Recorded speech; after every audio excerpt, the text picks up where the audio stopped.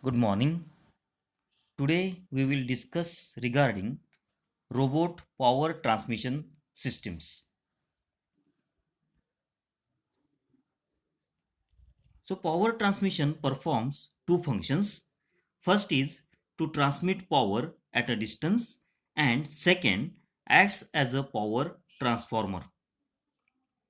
So there are a number of ways to perform mechanical power transmission.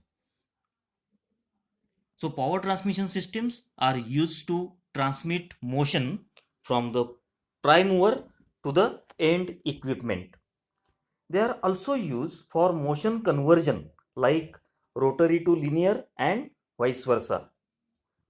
Power transmission systems widely used in a robotics are gears, belts, chain and shafts. So first we will see the gears. So gears are devices that have teeth cut on them at regular intervals for transmitting motion without slipping. Gears are used for transmitting motion when distance between two shafts are small. Gears have higher transmission efficiency and higher load carrying capacity. Cast iron and high strength alloy steels are used for making gears. Nylon is also used. So a gear or cogwheel is a rotating machine part having cut teeth, or in case of a cogwheel, inserted teeth, that is called cogs, which mesh with another tooth part to transmit torque, that is called a gear. Now classification of gears. So first category, that is according to, or it is on the basis of arrangement of teeth for engaging with another gear. It is subclassified as external gears and internal gears, and according to the teeth design, these are subclassified as spur gears, helical gears, bevel gears, worm gears and racks. So you can see the external gear, the bigger gear and the pinion, it is shown. The gear and pinion rotates in opposite direction in case of external gear. Now internal gear, you can see the diagram of meshing of internal gear and the pinion. In this case, internal gear and pinion rotates in a same direction. Then second system is belts. So belts are used when distance between two shafts are very large.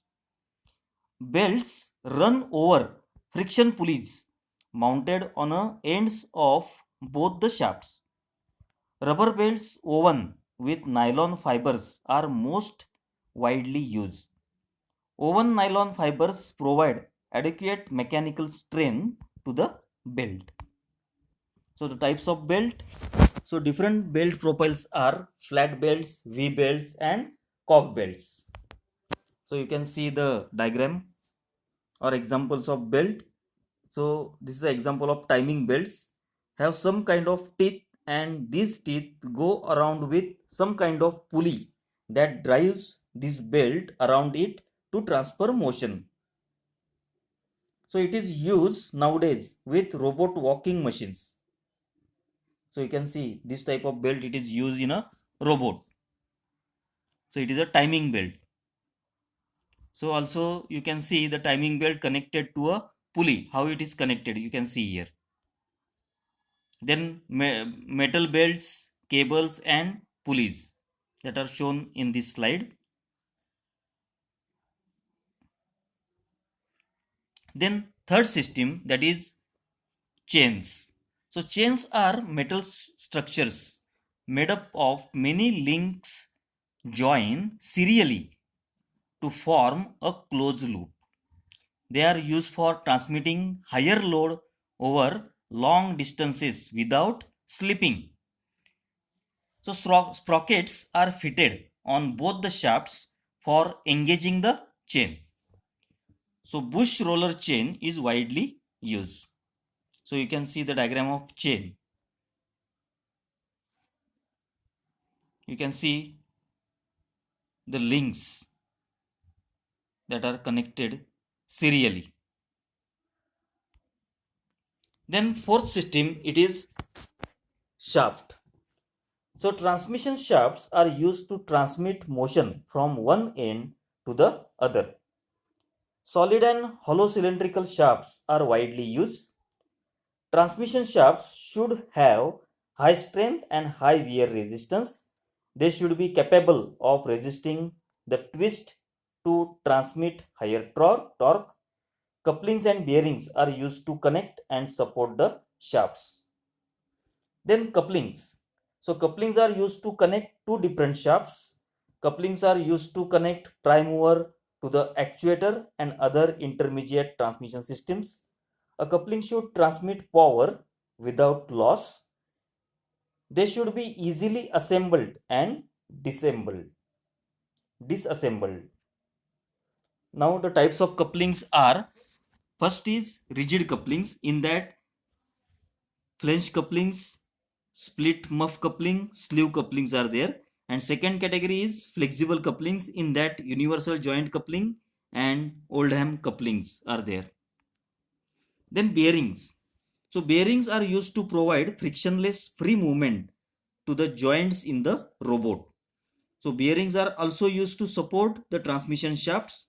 They helps to reduce wear between the moving parts. Then classification of bearing. According to direction of loading, it is subclassified as radial bearings and thrust bearings. And according to the contact condition, it is subclassified as sliding contact bearings, in that the journal bearing. And second is rolling contact bearing, in that there are ball bearings and roller bearings. Then motion conversion. So motion conversion is the process of transforming the motion from the prime mover to the required form to actuate the final end equipment.